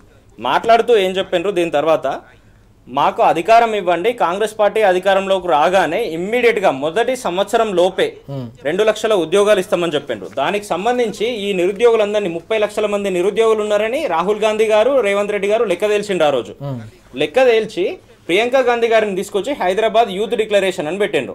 పెట్టి ఏం చెప్పిండ్రు దీంట్లో స్పష్టంగా, వీళ్ళ మేనిఫెస్టో కాపీ ఇది. నేను ఏదో రెగ్యులర్ డాక్యుమెంట్ తీసుకొచ్చి చూపించట్లే, వాళ్ళ ప్రభుత్వం వాళ్ళ పార్టీ ఇచ్చినటువంటి మేనిఫెస్టో కాపీ. ఈ కాపీలో చాలా స్పష్టంగా ఏం చెప్పిండ్రు, మొదటి ఏడాదిలోనే 2 లక్షల ప్రభుత్వ ఉద్యోగాలు భర్తీ చేస్తాము అని చెప్పిండ్రు. ప్రతి ఏడాది జూన్ 2 నాటికి అన్ని శాఖల్లో ఖాళీలతో పాటు జాబ్ క్యాలెండర్ ఇస్తామని చెప్పిండ్రు. ఇవి చెప్తూనే దీంతో పాటు నిరుద్యోగ యువతకు ఉపాధి అవకాశాలు మేము కల్పించేంత వరకు, ఉద్యోగాలు ఇచ్చేంత వరకు ప్రతి నెల 4,000 రూపాయల నిరుద్యోగ భృతి ఇస్తామని చాలా స్పష్టంగా చెప్పిండ్రు. ఇవన్నీ దేనికోసం చెప్పిండ్రు మీరు? ఇవి చెప్తూనే ఏం చేసిండ్రు, ఇదే మేనిఫెస్టోలో చివరి పేజీలో జాబ్ క్యాలెండర్ కూడా ఇచ్చిండ్రు వీళ్ళు. ఎప్పుడెప్పుడు ఏ తేదీ నాడు మేము ఏ నోటిఫికేషన్ ఇస్తాము అన్న క్యాలెండర్ కూడా 2 పేజీలతో ఇచ్చిండ్రు. ఒక్కసారి రేవంత్ రెడ్డి గారు ఇది మళ్ళొకసారి చదువుకోవాలి, వీలైతే రాహుల్ గాంధీ గారితో కూడా చదివించాల్సిన అవసరం ఉన్నది. కొంచెం కూడా సిగ్గు లేకుండా ఇన్ని హామీలు ఇచ్చి 30 లక్షల మంది నిరుద్యోగులు ఉన్నారని మీరే లెక్క తేల్చి వాళ్ళందరినీ రెచ్చగొట్టి ఈ రోజు రోడ్డు మీదకి తీసుకొచ్చిన పరిస్థితులు చూస్తూ ఉన్నాము. గత 2-3 రోజుల నుండి అనేక ఫోటోలు, వీడియోలు బయటకు వస్తూ ఉన్నాయి. మొత్తం అశోక్ నగర్లో ఉన్న లైబ్రరీలన్నీ ఖాళీ అయిపోయినాయి. అక్కడ ఉన్న నిరుద్యోగులంతా ఆశలు పక్కన పోయినాయి కాబట్టి ఆవేదనతో సొంత గ్రామాలకు పోతా ఉన్నారు. అక్కడ ఏదైనా కూలి పనులు చేసుకుంటా ఉంటామని చెప్తా ఉన్నారు. ఆ రోజు రాహుల్ గాంధీ గారిని తీసుకొని అదే లైబ్రరీకి పోయి వాళ్ళందరికీ హామీ ఇచ్చిన మీరు ఈ రోజు కనీసం ఆ పక్కన కూడా చూసే పరిస్థితి ఎందుకు లేదు? దాని గురించి ఆలోచన చేసే పరిస్థితి ఎందుకు లేదు? నిన్నగాక మొన్న వీళ్ళ ఎమ్మెల్సీ అద్దంకి దయాకర్ గారు పోయినట్టు ఉన్నారు. పోతే వాళ్ళందరూ ఏ రకంగా నిరుద్యోగులంతా తిరగబడ్డారో మనం చూసినాము. అక్కడ సమాధానం చెప్పే పరిస్థితి లేక నేను సీఎం గారితో మాట్లాడి తనని తీసుకొని మళ్ళీ వస్తా అని చెప్పి దాదాపుగా 2 నెలలు అయింది. ఈ 2 నెలల్లో ముఖ్యమంత్రి గారికి సమయం దొరకలేదా? ఢిల్లీకి పోతా ఉంటారు, లగచర్లకు వాళ్ళ కాన్స్టిట్యున్సీలో మిగతా ప్రాంతాలు తిరుగుతూ ఉంటారు, రైతులను అవమానం చేస్తూ ఉంటారు, ఇంకోటి చేస్తూ ఉంటారు, పిచ్చి పిచ్చి మాటలన్నీ మాట్లాడుతూ ఉన్నారు కదా. పొద్దున్న లేస్తే కేసీఆర్ గారి మీద అవాకులు చెవాకులు వెళ్తా ఉన్నారు కదా. ఇన్ని చెప్తున్నా మీరు ఆ లైబ్రరీ దిక్కు అదే అశోక్ నగర్ నిరుద్యోగుల దగ్గరికి పోయే పరిస్థితి ఎందుకు లేదు? హామీలు ఇచ్చి వాళ్ళందరినీ ఈ రోజు మభ్యపెట్టి ఓట్లు వేయించుకొని గద్దెనెక్కిన తర్వాత వాళ్ళందరినీ రాసి రంపాన పెడతా ఉన్నారు. వాళ్ళందరినీ ఈ రోజు తీవ్రమైన ఆవేదనకు గురి చేస్తా ఉన్నారు. మీరే చెప్తారు నోటిఫికేషన్లు ఇస్తామని, మీరే చెప్తారు ఉద్యోగాలు భర్తీ చేస్తామని. గత ప్రభుత్వం ఇచ్చినటువంటి నోటిఫికేషన్లు పెట్టినటువంటి ఎగ్జామ్లకు సంబంధించిన నియామక పత్రాలు ఇచ్చి చేతులు దులుపుకుంటున్న పరిస్థితి. రానున్న రోజుల్లో ఏదో చేస్తాం ఇంకేదో చేస్తామని చెప్తా ఉన్నారు. ఆల్రెడీ మీకు అధికారం ఇచ్చి 20-22 నెలలు గడుస్తా ఉంది. సంవత్సరంన్నర అయిపోయింది, 2 సంవత్సరాలకు దగ్గరలో ఉన్నాం. ఇంకెప్పుడు చెప్తా ఉంటారు జాబ్ క్యాలెండర్ అన్నారు. జాబ్ క్యాలెండర్ అనేది ఇయర్ క్యాలెండరే అయిపోయింది. మీరు జాబ్ క్యాలెండర్ ఇస్తామని చెప్పి 2024 ఇయర్ క్యాలెండర్ అయిపోయింది. ఇప్పుడు 2025కు సంబంధించిన ఇయర్ క్యాలెండర్ కూడా ఇంకో 2-3 నెలల్లో అయిపోతున్న పరిస్థితి. ఇప్పటికైనా ఇవన్నీ పక్కన పెట్టి, ఇటువంటి పిచ్చి మాటలన్నీ పక్కన పెట్టి, ఏ నిరుద్యోగులనైతే మీరు నమ్మించి వాళ్ళని మోసం చేసినారో ఈ రోజు, ఏ నిరుద్యోగులతోనైతే మీరు 30 లక్షలన్న లేనిపోయిన లెక్కలు చెప్పి వాళ్ళందరితో ఓట్లు వేయించుకున్నారో వాళ్ళందరికీ న్యాయం చేసే దిశగా టీఎస్పీఎస్సీని మరింత స్ట్రెంథెన్ చేసి వాళ్ళ ద్వారా మీరు మొత్తం ఉద్యోగ నియామకాలన్నీ చేపట్టాల్సిన అవసరం ఉంది. జాబ్ క్యాలెండర్లు ఇమ్మీడియట్ గా విడుదల చేయాల్సిన అవసరం ఉంది. ఎంతసేపు అసెంబ్లీ పెట్టంగానే ప్రతిపక్షాలను ఎట్లా ఇబ్బంది పెట్టాలి, వాళ్ళ మైకులు ఏ రకంగా కట్ చేయాలి, వీటి మీద మాత్రమే ఆలోచనలు కాకుండా అదే అసెంబ్లీలో జాబ్ క్యాలెండర్లు కూడా మీరు గతంలో అనౌన్స్ చేస్తున్నామని తూతూ మంత్రంగా చెప్పిండ్రు కదా. ఏడాది గడుస్తా ఉంది, దాన్ని ఇంప్లిమెంట్ చేసిన పరిస్థితి లేదు. వీటన్నిట్లను ముఖ్యమంత్రి గారు స్పెషల్ గా చొరవ తీసుకొని తనే విద్యాశాఖ మంత్రిగా ఉన్నారు, మిగతావన్నీ చూస్తా ఉన్నారు కాబట్టి ఇమ్మీడియట్ గా ఈ నియామకాలన్నీ కూడా ప్రారంభం చేయాల్సిన అవసరం ఉంది. రాకేష్ గారు, ఒకటండి, ఇంకొకటి ప్రధానమైనటువంటి విషయం ఏంటంటే ఈరోజు కంపల్సరీ టీ న్యూస్ ద్వారా ప్రజల దృష్టికి పోవాల్సింది ఏంటంటే, యాక్చువల్గా కేసీఆర్ గారు ఉన్నప్పుడు ఏం చేశారంటే ఇంటర్వ్యూ సిస్టమ్ ఎత్తేసారు. డైరెక్ట్ ఎవరైతే మెరిట్ లిస్ట్ వస్తారో మెరిట్ లిస్ట్ మార్క్స్ పెట్టాలి, వాళ్ళకి వచ్చిన వాళ్ళకి జాబ్ ఇచ్చేసారు. ఇప్పుడు ఏం చేస్తారంటే వీళ్ళకి మెరిట్ లిస్ట్ ఇచ్చిన తర్వాత కూడా ఇంటర్వ్యూలు అని చెప్పేసి వాళ్ళ సర్టిఫికేట్ వెరిఫికేషన్ అనేది 1:1 ఒక 200 పోస్టులు ఉన్నాయండి, 200 మందినే పిలవాలి. కానీ వీళ్ళు ఏం చేస్తారు, 200కు 350, 400 మందిని పిలుస్తారు. దేనికి పిలుస్తారో విద్యార్థులకు కూడా అర్థమవుతలేదు. వాళ్ళ మెరిట్ లిస్ట్ మార్క్స్ కూడా డిక్లేర్ చేయట్లేదు. ఇంటర్వ్యూ లేనప్పుడు మార్క్స్ ఫస్ట్ డిక్లేర్ చేయాలి కదా. నువ్వు ఎంతమంది ఎగ్జామ్ ప్రిపేర్ అయినా వాళ్ళందరూ లిస్ట్ పెట్టాలి కదా. కానీ పబ్లిక్ సర్వీస్ కమిషన్లో ఈరోజు అట్లా లిస్ట్ పెట్టట్లేదు. ఉద్యోగాల పేరు మీద అక్కడ జరుగుతున్నటువంటి బ్లాక్ మార్కెటింగ్ అక్కడ కూడా జరుగుతుంది. ఇదంతా కూడా విద్యార్థులు మా దృష్టికి తీసుకురావడం జరిగింది. 1:, నువ్వు ఎంత ఒక్కొక్క జాబ్కి ఎంత పిలిచినా చెప్పు. నువ్వు పబ్లిక్ సర్వీస్ కమిషన్ నిక్కచ్చిదే అయితే నేనేమంటానంటే నువ్వు 1:2, 1:3, 1:2 ఎందుకు పిలుస్తున్నావు? నువ్వు 1:1 పిలవాలి కదా. డైరెక్ట్ ఎవరైతే క్వాలిఫైడ్ అయినరో, ఎవరికైతే హైయెస్ట్ మార్క్స్ వచ్చినా వాళ్ళకి ఇంటర్వ్యూ పిలవాలి, ఉద్యోగం ఇచ్చేయాలి. అన్ని ఉద్యోగాలు వాళ్ళ దగ్గర ఆపి పెట్టుకుంటారు. దాంట్లో కూడా ఏదో మతలబ్ జరుగుతుందని చెప్పేసి విద్యార్థులు కూడా ఆరోపణ చేస్తున్నారు. కేసీఆర్ గారు ఏదైతే ఇంటర్వ్యూ సిస్టమ్ తీసేసి దాంట్లో, ఎందుకంటే ఇంటర్వ్యూ సిస్టమ్ ఉంటే ఇష్టం వచ్చిన మార్కులు వేసి విద్యార్థులకు ఏదైనా వాళ్ళు ఇంకొకటి చేయొచ్చు అని చెప్పేసి ఆ ఉద్దేశాన్ని దాన్ని తీసేయడం జరిగింది. కానీ ఈరోజు మళ్ళీ కూడా అదే 1:1 కాకుండా దాని డిఫరెంట్ గేమ్ ప్లాన్ నడుస్తుంది. అది కంపల్సరీ విద్యార్థుల దృష్టిలో అందరుతుంది. కాబట్టి ప్రభుత్వం కూడా దీని మీద సీరియస్గా ఇమ్మీడియట్గా చర్యలు తీసుకోవాలని కూడా మేము డిమాండ్ చేస్తాం. మనం చూస్తున్నాం రాకేష్ గారు, నిఖిల్ గారు చాలా స్పష్టంగా చెప్తా ఉన్నారు. ఓవైపు యూత్ డిక్లరేషన్ కావచ్చు, జాబ్ క్యాలెండర్కు సంబంధించిన హామీని పూర్తిగా నీరుగార్చడం, పాతరేయడమే కాదు, చివరికి కేసీఆర్ గారి హయాంలో పూర్తి చేసిన నియామకాల ప్రక్రియలో చివరి దశలో ఉన్న వాటిలో కూడా అవకతవకలు జరుగుతూ ఉన్నాయి. నియామకాల్లో కూడా ఏదో రకంగా తెలంగాణకు సంబంధించిన నిరుద్యోగ యువతకు అన్యాయం చేయాలనే కుట్రలు జరుగుతున్నాయని రాకేష్ గారు కూడా చాలా స్పష్టంగా ధ్వజమెత్తుతున్న సందర్భం మనం చూస్తా ఉన్నాం. రాకేష్ గారు, మరొక కీలకమైన అంశం కూడా ఇక్కడ కనిపిస్తోంది. బీసీలకు సంబంధించి ఇంతకుముందు మనం యూత్ డిక్లరేషన్కి సంబంధించి మాట్లాడుకున్నాం. బీసీ డిక్లరేషన్, కామారెడ్డి డిక్లరేషన్ కూడా పూర్తిగా పాతరేసే కుట్రను కొనసాగిస్తోంది కాంగ్రెస్ సర్కార్ అనే అంశం కూడా ఈరోజు కనిపిస్తోంది. బీహార్ ఎన్నికలకు సంబంధించిన అంశంలో దీన్ని వాడుకోవాలనుకున్నారు, అక్కడ దీన్ని పూర్తి స్థాయిలో వినియోగించుకునే పరిస్థితి లేదు కాబట్టి దీన్ని పూర్తిగా పక్కన పెట్టే ఒక ఆలోచన చేస్తున్నట్టుగా కూడా కనిపిస్తోంది. ఆ అంశానికి సంబంధించిన కథనం బీహార్ కోసమే ఈ మొత్తం వ్యవహారం నడిపించారు, కానీ పూర్తిగా ఇప్పుడు పక్కదారి పట్టించే ప్రయత్నం చేస్తున్నారనే అంశాన్ని మనం ఎట్లా చూడాల్సిన అవసరం ఉంది. ఒకటి, వీళ్ళు ఏదైతే కులగణన అని చెప్పేసి మహారాష్ట్ర ఎలక్షన్లప్పుడు దాన్ని ముందుకు తీసుకురావడం జరిగింది. మీకు గుర్తులేదో, ఆ కులగణను రాహుల్ గాంధీ వచ్చి ఓపెన్ చేసిపోయింది. అప్పుడోసారి కలిసిండు రాహుల్ గాంధీ రేవంత్ రెడ్డి. మళ్ళీ మొన్న బీహార్ ఎలక్షన్ వస్తేనే మళ్ళీ ఒకసారి కలిసిండు. రేవంత్ రెడ్డిని రాహుల్ గాంధీ కలిసేది ఓన్లీ నిధుల గురించే. నీ సీఎం కూర్చుండాలంటే మాకు ట్యాక్స్ కట్టాలని చెప్పేసి అది ఆర్ఆర్ ట్యాక్స్ అనేది కొనసాగుతుంది. రాష్ట్రంలో ఈయన వసూలు చేస్తున్న ఢిల్లీ తీసుకుపోయి ఆయన కప్పం కట్టింది. ఇప్పటికి 52-53 సార్లు వేసాను. అండ్ నెక్స్ట్ వచ్చి ఇక మన రాష్ట్రానికి వచ్చేసరికి కాంగ్రెస్ పార్టీ ఇది తంది ఏమన్నది 42% రిజర్వేషన్ మేము బీసీలకు కల్పిస్తామన్నది. ఒకటి రాజకీయంగా బీసీలకు 42% కల్పిస్తానది ఒక అంశం అయితే, కాంట్రాక్ట్లల్లా లేకపోతే ఇక్కడ ఉన్న వర్కులల్లా నెక్స్ట్ వచ్చేసి సంవత్సరానికి ఒక 10,000 కోట్ల రూపాయలు ఓన్లీ బీసీలకే బడ్జెట్ పెడతా అని చెప్పేసి కావచ్చు. ఇవన్నీ పోగా మొన్న వైన్స్ టెండర్లు వేస్తామని చెప్పారు. గతంలో కేసీఆర్ గారు ఉన్నప్పుడు 15% గౌడన్నలకు దాంట్లో రిజర్వేషన్ కల్పించారు. మేము రాగానే 20% చేస్తా ఉన్నారు. ఆ నోటిఫికేషన్ అది కూడా లేదు. బీసీలకు కనీసం క్యాబినెట్లో 42, మరి నువ్వు క్యాబినెట్లో 42% బీసీలు ఉండాలి కదా, మరి అది కూడా లేదు. ఇవన్నీ ఒక అంశం అయితే ఈరోజు బీసీ రిజర్వేషన్ తోటి 42% నువ్వు ఇస్తావా అంటే ఆయన తాపకోసారి సన్మానం చేయించుకుంటాడు, తాపకోసారి బుక్క గులాలు చల్పించుకుంటాడు, తాపకోసారి సంతోషం వ్యక్తం చేస్తారు, పాలాభిషేకాలు చేస్తారు. దేనికి చేస్తానంటే 42% బిల్ పాస్ కాగానే ఆయనకు సన్మానం, ఆ బిల్లు ఢిల్లీ పోగానే మళ్ళా సంతోషం. ఇవన్నీ ఒక అంశం అయితే మళ్ళీ పోతాడు ఈయన ఢిల్లీలో ధర్నా చేస్తాడు. ఏడు ధర్నా చేస్తాడు, కరెక్ట్ పార్లమెంట్ దగ్గర జంతర్ మంతర్ దగ్గర ధర్నా చేస్తాడు. అడి దిక్కు ఖర్గే రాడు, రాహుల్ గాంధీ రారు, ప్రియాంక గాంధీ రాదు, సోనియా గాంధీ రాదు, ఎవ్వరు రారు. నేనేమంటానంటే మరి నువ్వు ఢిల్లీకి పోయి ధర్నా దేనికి పెడుతున్నావు? ఎవడో కూడా రావాలి కదా నీకు.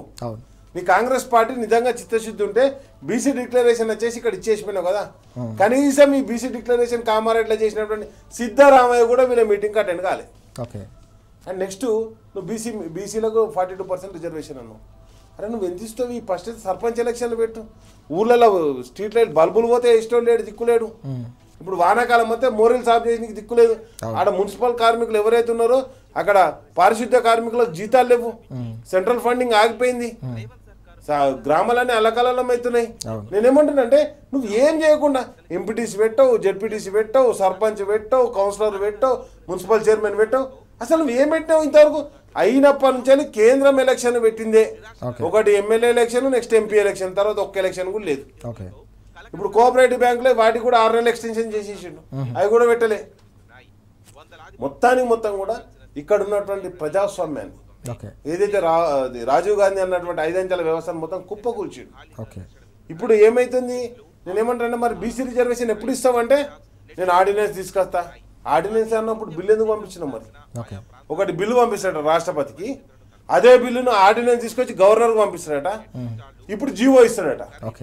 అంటే ఒక్కదాని మీద 3 పనులు చేస్తాడు. మరి రాష్ట్రపతి కరెక్టా, గవర్నర్ కరెక్టా, లేదా నీ జీవో కరెక్టా? మరి నీ జీవో చిల్లుపాటే ఎలక్షన్ కమిషన్ యాక్సెప్ట్ చేస్తుందా? కాబట్టి నేనేమంటానంటే ఏం చేస్తావు అసలు?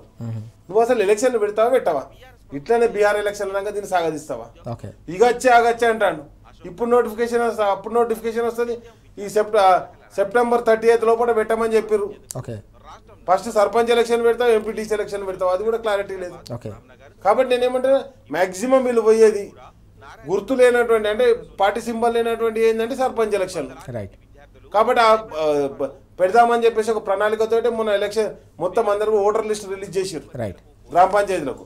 ఏది వార్డ్ వైజ్ గా, విలేజ్ వైజ్ గా రిలీజ్ చేసిండు. కాబట్టి ఏదో తూతు మంత్రంగా వెంటనే ఇప్పుడు సర్పంచ్ ఎలక్షన్ పెట్టితే మా పార్టీ నుంచి నీ పార్టీ ఇచ్చేదే ఉంటుంది అన్న 42%. కాబట్టి నేనేమంటాను ఇమీడియట్ గా ఏదైతే వాళ్ళ ఇంకోటి ఏమంటాడు 42% నేను డిక్లేర్ చేసిన, కాబట్టి బీఆర్ఎస్ బీజేపీ కూడా దాన్ని అమలు చేయాలి. అరే నీ పార్టీలో నీ మేనిఫెస్టోలో పెట్టుకొని మమ్మల్ని అమలు చేయమని నువ్వు డిమాండ్ చేస్తుంది. నువ్వేం చేసావు చేయి ఫస్ట్. నీ క్యాబినెట్ 42% ఇయ్యవు. బీసీలను మోసం చేయడానికి కుట్రపూరితంగా, అది బీసీలను కావచ్చు, దళితులను కావచ్చు, అందరినీ కూడా కుట్రలో భాగంగా ఇది ముందడు పోవడం జరుగుతుంది. ఇక్కడ నిఖిల్ గారు, రాకేష్ గారు చెప్పినట్టు వాస్తవానికి బీహార్ ఎన్నికల్లో ఏకంగా తెలంగాణకు సంబంధించిన కులగణనపై పెద్ద ఎత్తున అక్కడ అడ్వర్టైజ్మెంట్లు కూడా ఇచ్చుకున్న సందర్భం కూడా మనం చూసినాం. అయితే వాస్తవానికి ఇప్పుడు బీహార్ ఎన్నికల కోసం తెరపైకి తీసుకొచ్చిన ఈ అంశంలో ముందు బిల్లు అన్నారు, దాని తర్వాత ఆర్డినెన్స్ అన్నారు, జీవో అన్నారు, చివరికి పార్టీ పరంగా ఇద్దామనే రకరకాల ప్రతిపాదనలను ఎట్లా చూడాల్సిన అవసరం కనిపిస్తుంది. దీన్ని బీసీ సమాజం కావచ్చు, బీసీ వర్గాలకు సంబంధించిన ప్రజలు ఎట్లా అర్థం చేసుకునే అవకాశం ఉంది? కామారెడ్డిలో బీసీ డిక్లరేషన్ అని ఏ రోజైతే మొదలు పెట్టినరో ఆ రోజు నుండి ఈ రోజు వరకు బీసీల గొంతు అవకాశం దొరికినప్పుడల్లా కోసే విధంగానే కాంగ్రెస్ పార్టీ రాజకీయాలు చేస్తుంది. ఈ రోజు ఒక్కసారి కాంగ్రెస్ అక్కడ కామారెడ్డి డిక్లరేషన్లో ఏం చెప్పిందంటే బీసీలకు 23% నుండి 42% రిజర్వేషన్లు పెంచడం ద్వారా కొత్తగా 23,800-900 మంది నాయకులు అయ్యే అవకాశం ఉంటుంది, బీసీలందరూ కూడా ప్రజాప్రతినిధులుగా అప్లిఫ్ట్ అయ్యే అవకాశం ఉంటుంది, వాళ్ళు రాజ్యాలు వెళ్ళే అవకాశం ఉంటుంది అని చెప్పి నమ్మించి వాళ్ళందరినీ అక్కడ జమ చేసి వాళ్ళందరినీ నమ్మించే విధంగా బహిరంగ సభ పెట్టి ఈరోజు వాళ్ళతో ఓట్లు వేయించుకున్న తర్వాత మోసం చేస్తూ ఉన్నారు. మీరు ఇందాక రాకేష్ గారు చెప్పిండ్రు మిగతా అన్ని విషయాల్లో బీసీలు నేరకంగా వాళ్ళను ఒకసారి ఆర్డినెన్స్ అంటారు, ఇంకోసారి బిల్ అంటారు, ఇంకోటి చెప్తారు, అసెంబ్లీలో చర్చ అంటారు, ఏదో ఒకటి చెప్పి మొత్తానికి ఎక్కడ ఎలక్షన్ పెట్టకుండా వాళ్ళకి అసలు ఇస్తున్న పరిస్థితే లేదు. ఇవన్నీ మీకు ఇచ్చే చిత్తశుద్ధి ఉంటే పెట్టడానికి ఎవరు అడ్డుపడుతున్నారు? ఈరోజు ప్రధాన ప్రతిపక్షంగా బీఆర్ఎస్ పార్టీ మేము మద్దతు ఇస్తాము అని చెప్తానే ఉంది కదా. ఇవన్నీ పక్కన పెట్టి ఏం చెప్తా ఉన్నారు? ఈరోజు మీరు మరొక విషయాన్ని గమనిస్తే మీ క్యాబినెట్లో 18 మంది మంత్రుల అవకాశం ఉంటే 18లో 15 మందితోనే 20 నెలలు గడుస్తున్నా కూడా కేవలం 15 మందితోనే క్యాబినెట్ నడుపుతా ఉన్నారు. ఆ 15లో ఎంతమంది ఉన్నారు బీసీలు ఈరోజు? కేవలం 3. నిజంగా ఉండాల్సింది 18లో ఎంతమంది? మీరు చెప్తున్న 42 లెక్క ప్రకారము 7 నుంచి 8 మంది ఉండాలి. ఈరోజు ఎందుకు ఇవ్వలేకపోతా ఉన్నారు? కార్పొరేషన్ చైర్మన్ అనౌన్స్ చేసిండ్రు కదా, దాంట్లో ఎంతమంది బీసీలు ఉన్నారు? మీ పార్టీలో కమిటీ వేసుకున్నారు కదా, మీరు అధికారంలోకి వచ్చిన తర్వాత పార్టీ పరంగా చేసిన కమిటీ, దాంట్లో బీసీలకు ఎన్ని పోస్టులు ఇచ్చిండ్రు? ఇవన్నీ పక్కన పెట్టి ఏం చేస్తా ఉన్నారు? కేవలం పక్క రాష్ట్రాల్లో ఎక్కడైనా ఎలక్షన్లు ఉంటే మన రాష్ట్రంలో ఈ చర్చను పెట్టి దీని ద్వారా పక్క రాష్ట్రాల్లో ప్రమోషన్స్ చేసుకొని దాన్ని రాజకీయంగా లబ్ధి పొందాలన్నది వీళ్ళ ఆలోచన. ఇప్పుడు బీహార్లో ఎలక్షన్లు నడుస్తా ఉన్నాయి, ఒక్కసారి జూమ్ చేయాలి. ఇది బీహార్లో ఎలక్షన్లు నడుస్తా ఉంటే బీహార్లో తెలంగాణ రాష్ట్ర ప్రభుత్వం తెలంగాణ ప్రజల డబ్బులు వెచ్చించి ప్రకటనలు ఇస్తా ఉంటది. తెలంగాణలో 23% ఉన్న బీసీ రిజర్వేషన్లను 42% చేసినాం, మేము చేయడం ద్వారా బీసీలను అప్లిఫ్ట్ చేస్తున్నాము అని చెప్తా ఉన్నారు. ఈ ప్రకటనలకు బీహార్లో ప్రకటనలు ఇవ్వడం వల్ల తెలంగాణ ప్రజల సొమ్ము 216 కోట్ల రూపాయలు ఖర్చు చేసిండ్రు. 216 కోట్ల రూపాయలతో తెలంగాణ ప్రజలకు మీరు చేసింది ఏముండదు, కానీ పక్క రాష్ట్రాల్లో ప్రకటనలు ఇచ్చి రాజకీయంగా లబ్ధి పొందడానికి మాత్రమే ఇటువంటివి చేస్తా ఉన్నారు. తెలంగాణ రైతులకు సంబంధించిన ప్రీమియం కట్టే అవకాశం ఉండదు, రైతులను అప్లిఫ్ట్ చేసే ఉండదు, నిరుద్యోగులకు ఉద్యోగాలు ఇచ్చే అవకాశం ఉండదు. ఇట్లాంటివి అన్ని పక్కన పోతాయి రాష్ట్రంలో ఇచ్చిన హామీలు. కొన్ని చిత్తశుద్ధితో ఏమన్నా అదే 42% వర్కౌట్ చేస్తున్నారా అంటే అది ఉండే పరిస్థితి ఉండదు. ఇటువైపు క్యాబినెట్ లో అమలు చేయరు, ఇటువైపు ఎలక్షన్లు పెట్టరు. దాదాపుగా 20 నెలల నుండి గ్రామాల్లో ఎక్కడ చూస్తున్నా కూడా పాలన మొత్తం పడకేసిన పరిస్థితులు ఉన్నాయి. సమస్యలన్నీ విలయతాండవం చేస్తా ఉన్నాయి. ఒకవైపు కేంద్రం నుండి ఏదైతే ఫైనాన్స్ కమిషన్ నిధులు డైరెక్ట్ గా గ్రామాలకు వస్తాయో అవి మొత్తం ఆగిపోయిన పరిస్థితులు ఉన్నాయి. గత 20 నెలలకు సంబంధించి వేలాది కోట్ల రూపాయలు మీరు ఇన్ని అప్పులు చేస్తా ఉన్నారు. అప్పులు చేసి మీరు ఏం చేస్తా ఉన్నారు? పక్క రాష్ట్రాల్లో మీ పార్టీ రాజకీయంగా లబ్ధి పొందడానికి ప్రమోషన్ల కోసం అప్పులను వాడుతా ఉన్నారు.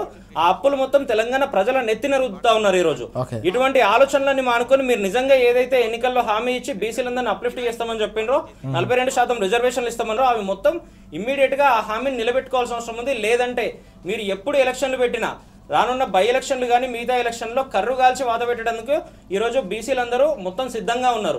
పార్టీ పరంగా ఇస్తామని చెప్తా ఉన్నారు. పార్టీ పరంగా మీరు ఇచ్చేది ఏముంది?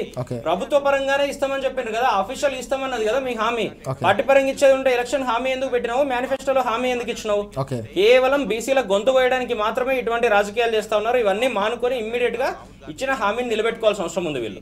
చాలా ముఖ్యమైన అంశాలు ఇవి. ఓవైపు రైతు డిక్లరేషన్ కు సంబంధించి ఇచ్చిన హామీలను పూర్తిగా పాతరేసి కనీసం యూరియా కూడా అందించలేకుండా సంక్షోభంకి తెరదీశారనే అంశం ఒక ఎత్తు అయితే, యూత్ డిక్లరేషన్లో ఇచ్చిన హామీని కూడా పూర్తిగా సమాధి చేసి 2 లక్షల ఉద్యోగాలకు సంబంధించిన హామీని కూడా పాతరేశారనే మరో అంశం. చివరికి బీసీలకు ఇచ్చిన హామీ 42% సంబంధించిన రిజర్వేషన్ల అంశము బీసీ డిక్లరేషన్ కూడా పూర్తిగా పాతరేసి బీసీ వర్గాలకు, వెనుకబడిన వర్గాలకు కూడా తీవ్రమైన అన్యాయం చేస్తుంది కాంగ్రెస్ సర్కార్. తప్పకుండా రానున్న రోజుల్లో రైతులు, యువతతో పాటు బలహీన వర్గాలు కూడా కాంగ్రెస్ పార్టీకి క్షేత్రస్థాయిలో గుణపాఠం చెప్తారని చెప్పేసి రాకేష్ గారు అలాగే నిఖిల్ గారు కూడా చాలా స్పష్టంగా హెచ్చరిస్తున్న సందర్భం మనం చూస్తున్నాం.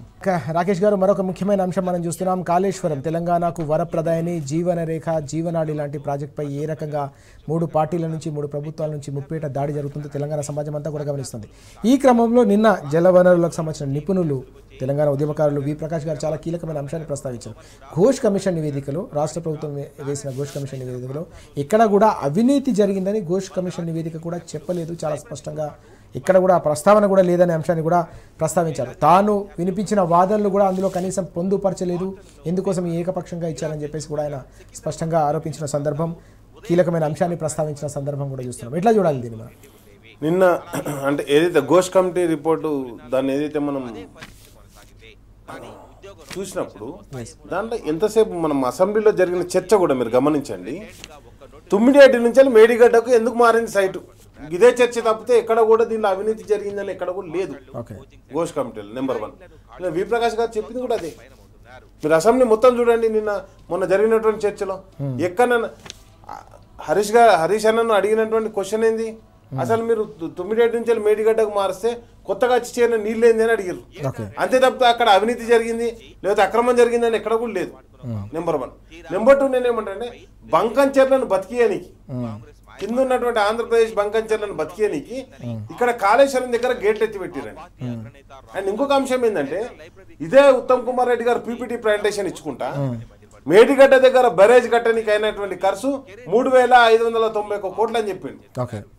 చెప్పినప్పుడు మరి నువ్వు అక్కడ రిపేర్ మొత్తం 8 బ్లాక్స్ లలో ఒక బ్లాక్ రిపేర్ చేయడానికి కావాల్సిన ఖర్చు విజిలెన్స్ కమిటీ ఇచ్చింది నీకు ఎంత 400 కోట్లు.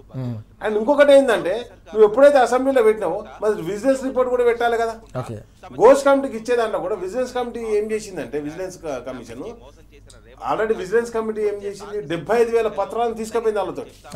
ఆ పత్రాలు ఏవి గోష్ కమిటీకి ఇయ్యలే. 1. 2 నేనేమంటానంటే నువ్వు చేసినటువంటి ఏదైతే ఉన్నదో ఈ రిపోర్ట్లో ఎన్డీఎస్ఏ గురించి చెప్పాలి, గోష్ కమిటీ గురించి చెప్పాలి, మన విజిలెన్స్ కమిషన్ గురించి చెప్పాలి. అవి నువ్వు గోష్ కమిషన్ రాసినటువంటి రిపోర్ట్లోనే 653, 654, 655 3 పేపర్లలో కూడా దాన్ని ఒక్కడ కూడా మాకు సబ్మిట్ చేయలే, మాకు కరెక్ట్ ఇయ్యలే, ఇంటర్మీడియట్ రిపోర్ట్ ఇచ్చారని చెప్పడం జరిగింది. ఇవన్నీ ఒక అంశం అయితే నేనేమంటానంటే ఇంతవరకు నువ్వు మొత్తం అవి 22 ప్యాకేజీలు అండి. ఫస్ట్ ప్యాకేజ్ ఒకటే కదా చేంజ్ అయింది, దాని గురించి చెప్పకుండా కేసీఆర్ ఇప్పుడు 1,00,000 కోట్ల ప్రాజెక్ట్ కట్టిందే దాని ఖర్చు అయిందే 86,000 కోట్లు. 86,000 కోట్లు ఖర్చు అయితే 1,00,000 కోట్ల అవినీతి జరిగిందని ఒక ఆరోపణ. మరి ఆరోపణ చేసినప్పుడు మొత్తం కేసీఆర్ గారే తీసుకుంటే మరి అక్కడ మలానా సాగర్లో నీళ్ళు ఎట్లా ఆగుతున్నాయి, కొండపోచమ్మలో నీళ్ళు ఎట్లా ఆగుతున్నాయి, అనంత సాగర్లో నీళ్ళు ఎట్లా ఆగుతున్నాయి, రంగనాయక సాగర్లో నీళ్ళు ఎట్లా ఆగుతున్నాయి, ఎల్లంపల్లి మోటార్లు ఎట్లా పోతున్నాయి, మరి ఇవన్నీ ఎక్కడి నుంచి పని చేస్తున్నాయి అంటే ఎంత ఖర్చు పెట్టిర్రో ప్రాజెక్ట్ ఎంత ఖర్చు అయిందో అంత మొత్తం అవినీతి జరిగిందట. అండ్ నెక్స్ట్ కాళేశ్వరం గేట్లు ఎత్తిపెట్టి కాళేశ్వరం దగ్గర 3 బ్యారేజీల గేట్లు ఎత్తిపెట్టి వీళ్ళు ఇసుక అమ్ముకుంటారు. 4,000 కోట్లు ఇసుక అమ్ముకున్నారండి ప్రభుత్వం డైరెక్ట్ లీగల్ గా. ఆ పైసలకి 10% పెట్టినా కానీ ఈరోజు కాళేశ్వరం ప్రాజెక్ట్ రిపేర్ అయిపోతుంది. ఒకటి నువ్వు ఎత్తిపెట్టినావు, సరే వానాకాలం వచ్చింది ఇప్పుడు వరదంతా కిందికి పోతుంది, నువ్వు గేట్ వేసి పెట్టేది ఉంటే అక్కడ ఒక 50 టీఎంసీలు ఆగుతుండే కదా. అండ్ నెక్స్ట్ వచ్చేసి 38,000 కోట్లు 38,000 కోట్లు అని చెప్తారు కదా మీరు ప్రాజెక్ట్ నిర్మాణానికి. 38,000 కోట్లు ఎప్పుడు 60 టీఎంసీలు ఆపినప్పుడు 200 ఇప్పుడు దగ్గర 160 టీఎంసీలు ఆపుతున్నారు. 100 టీఎంసీల కెపాసిటీ పెరిగింది దానికి. 100 టీఎంసీల కెపాసిటీ పెరిగినప్పుడు ప్రైస్ పెరగలేదు. నువ్వు లెక్క మొత్తం బయట పెట్టనుంటుంది, ఎక్కడ ఏ ప్రాజెక్ట్కి ఎంత ఖర్చు అయింది, భూమికి ఎంత ఖర్చు అయింది, కట్టనికి ఎంత ఖర్చు అయింది, మోటార్లకు ఎంత ఖర్చు అయింది అంతా బయట పెట్టి ఇప్పుడు. నిఖిల్ గారు ఎట్లా చూడాలి ఈ అంశాన్ని మనం? వీళ్ళు ఏ కమిషన్ వేసినా ఏ ఎంక్వైరీ చేసినా ఎవరైనా ఎండ్ ఆఫ్ ది డే చెప్పింది ఏంటంటే ఆ మేడిగడ్డలో చిన్నగా ఏవైతే క్రాక్స్ వచ్చినాయో హయ్యర్ సైడ్ ఎక్కువలో ఎక్కువ ఒక 400 కోట్ల రూపాయలు ఖర్చు అవుతుంది అది రిపేర్ చేయడానికి. ముందు అది ఇమ్మీడియట్గా రిపేర్ చేయండి. దాని తర్వాత మీరు రాజకీయాలు చేస్తారా, కమిషన్లు వేస్తారా, కక్షలు చేస్తారా, ఇవన్నీ తర్వాత చేయండి. కానీ ముందు అది రిపేర్ చేసి రైతులకు నీళ్ళు ఇవ్వండి. ఆ 94,000 కోట్ల రూపాయలు ఏదైతే ఖర్చు అయిందో నిజంగా కాళేశ్వరం మొత్తం కాళేశ్వరానికి అన్ని రిజర్వాయర్లకు అన్ని ప్రెజర్మెంట్స్కు టనెల్స్కి వీటన్నిటికి కలిపి దాన్ని యాక్టివ్ చేయండి ఫస్ట్. దాన్ని నిరుపయోగంగా పెడుతున్నామని మీరు చెప్పడం వల్ల అనేక అనుమానాలు కలుగుతా ఉన్నాయి. పబ్లిక్ ఫండ్ అంతా వేస్ట్ అవుతా ఉంది. ఈ రోజు ఇమ్మీడియట్ గా అది రిపేర్ చేసి రైతులను ఇబ్బంది పెట్టకుండా చూడండి, పంటలు ఎండకుండా చూడండి అని ఎండ్ ఆఫ్ ద డే వీళ్ళందరూ చెప్పిన కంక్లూజన్. మీరు రాజకీయంగా కేసీఆర్ గారిని టార్గెట్ చేస్తారా ఇంకోటి చేస్తారా అనేది పక్కన విషయం. వీళ్ళకి అసలు ఏం నాలెడ్జ్ ఉందని ముఖ్యమంత్రి గారి భాషలో చెప్పాలంటే ఒక్కరికి కూడా అక్కడ కనీసం బేసిక్ నాలెడ్జ్ కూడా ఉన్న పరిస్థితి కూడా లేదు. మొన్న హరీష్ రావు గారు మాట్లాడుతూ ఉంటే 7 మంది మంత్రులు తనకు అడ్డు తగులుతా ఉన్నారు. మీ దగ్గర నిజంగా సబ్జెక్ట్ ఉంటే మీరు అడ్డు తగలాల్సిన అవసరం ఏముంది? తనని చెప్పాలనుకున్న విషయాలన్నీ చెప్పనిచ్చే అవకాశం ఉంటది కదా. ప్రతి డాక్యుమెంట్ తీసుకొని స్పష్టంగా పోయిన తర్వాత ఒక సీనియర్ శాసనసభ్యునిగా మాజీ ఇరిగేషన్ శాఖ మంత్రిగా హరీష్ రావు గారు మాట్లాడుతూ ఉంటే అందరు అడ్డుపడతా ఉన్నారు. తెలిసిన వాళ్ళు తెలియని వాళ్ళు అందరూ కూడా ఏవేవో పిచ్చి పిచ్చి మాటలు చెప్తా ఉన్నారు. అక్కడ అసెంబ్లీ అని కూడా చూడకుండా జూపల్లి కృష్ణారావు గారు వచ్చి ఏం చెప్తా ఉన్నారు, మేడిగడ్డ నుండి తుమ్మిడిహట్టికి కేవలం 36 కిలోమీటర్లు ఉంటుందని చెప్తా ఉన్నారు. కనీసం సిగ్గు లేదు, బేసిక్ అవగాహనే లేదు, అసలు నాలెడ్జ్ అనేది లేనే లేదు. దాదాపుగా 116-117 కిలోమీటర్లు ఉండేదాన్ని కేవలం 36 కిలోమీటర్లు అని చెప్తా ఉన్నారు. ఇక్కడ నుంచి అక్కడికి ఎందుకు చేంజ్ చేసిందని చెప్తా ఉన్నారు. అసలు కమిషన్ రిపోర్ట్ పక్కకు పోయింది, దాంట్లో అవినీతే జరగలేదు అని వాళ్ళు చెప్తా ఉన్నారు. చిన్న చిన్నగా లోపాలు ఏమైనా జరిగితే దాన్ని సరిదిద్దుకోండి అని ఈ రిపోర్ట్లు కానీ కమిషన్లు కానీ ఇవన్నీ చెప్తా ఉంటే దాన్ని మొత్తం పక్కన పెట్టి ఆ 1,00,000 కోట్ల క్రాక్ వచ్చిన పిల్లర్ లోపటికే పోయినాయి అన్నట్టుగా చెప్తా ఉన్నారు. అవన్నీ పోయే అవకాశం నిజంగా ఉంటే హైదరాబాద్కు నీళ్లు తేవడానికి ఈ రోజు కొండపోచమ్మ సాగర్ నుండి 7,000 కోట్లతో టెండర్లు ఏ రకంగా పిలిచిండ్రు. అంటే ఆ కొండపోచమ్మ సాగర్ ఎక్కడి నుంచి వచ్చింది? ఈ కాళేశ్వరంలో భాగం కాదా? అదే మల్లన్న సాగర్ ఎక్కడి నుంచి వచ్చింది? నిన్నగాక మొన్న మీరు గంధమల్ల కాడ పోయి కొబ్బరికాయ కొట్టొచ్చిండ్రు కదా, ఆ గంధమల్లకు నీళ్ళు ఎక్కడి నుంచి వస్తాయి? ఇదే మల్లన్న సాగర్ కెనాల్ నుండి కదా. మీ మంత్రి కొండా సురేఖ గారు మంత్రి హోదాలో సిద్దిపేట జిల్లాలో ఇన్ఛార్జ్ మంత్రిగా రంగనాయక సాగర్ కట్ట మీద నిలబడి నీళ్లు విడుదల చేసిండ్రు. ఆ రంగనాయక సాగర్ ఎక్కడి నుంచి వచ్చింది? 1,00,000 ఎకరాలకు నీళ్ళు ఇస్తున్నామని మీ మంత్రి చెప్పిండ్రు కదా. అంటే బేసిక్ నాలెడ్జ్ కూడా లేదు వీళ్ళకు. ఎంతసేపు కేసీఆర్ గారిని తప్పుపట్టాలి, తెలంగాణ సమాజం దృష్టిలో కేసీఆర్ గారిని ఒక దోషిగా నిలబెట్టాలని వీళ్ళ కుటిల రాజకీయాలు, కుటిల ప్రయత్నాలు తప్పితే ఇక్కడ ఇంకొకటి లేదు. కాళేశ్వరం ఎంత స్పష్టంగా స్టాండ్ బై అయింది. ఈ రోజు లక్షలాది ఎకరాలకు ఏ రకంగా నీళ్ళు ఇస్తుంది, లక్షలాది మంది రైతులను ఏ రకంగా ఆదుకుంటుంది, నిలబెడుతుంది అనేది రాష్ట్ర రైతాంగం మొత్తం చూస్తా ఉంది. ఈ పిచ్చి ఆలోచనలన్నీ మానుకొని నిజంగా రైతులకు నీళ్ళిచ్చే విధంగా ఆ చిత్తశుద్ధితో మేడిగడ్డ బ్యారేజ్లో చిన్న చిన్న రిపేర్లు ఏవైతున్నాయో వాటన్నిటిని రిపేర్ చేసి దాన్ని స్టాండ్ బై చేయాల్సిన అవసరం ఉంది. ఈరోజు మనం చూస్తున్నాం తెలంగాణ రాష్ట్ర సాధకులు, తెలంగాణ జల సాధకులు కేసీఆర్ గారిపై బురద జల్లాలన్న ఏకైక లక్ష్యంతో, ఏకైక కుట్రతో మాత్రమే ఇదంతా ఆరోపణలు చేస్తున్నారు తప్ప ఎక్కడ ఇందులో వాస్తవాలు లేవనే అంశం మరోసారి తెరపైకి వస్తున్న అంశం కూడా మనం చూస్తున్నాం. నిన్న వి ప్రకాష్ గారు లేవనెత్తిన అంశం ఘోష్ కమిషన్ నివేదికలో ఎక్కడ కూడా అవినీతి జరిగిందని చెప్పలేదనే అంశం ఏదైతుందో అది కూడా ఈరోజు తెలంగాణ సమాజం మరోసారి పూర్తి స్థాయిలో చర్చించుకుంటున్న అంశం కనిపిస్తోంది. దీంతో పాటు కాళేశ్వరాన్ని కబలించి బనకచెర్లకు బంగారు బాటలు వేసేందుకు 3 పార్టీలు 3 ప్రభుత్వాలు చేస్తున్న కుట్రలను కూడా తెలంగాణ రైతాంగం, తెలంగాణ సమాజం గమనిస్తుందనే అంశాన్ని కూడా నిఖిల్ గారు అలాగే రాకేష్ గారు కూడా ప్రస్తావిస్తూ ఉన్నారు. థ్యాంక్ యూ వెరీ మచ్ చర్చలో పాల్గొన్నందుకు. ఇది వాళ్ళ వార్తలు వాస్తవాలు. నమస్తే.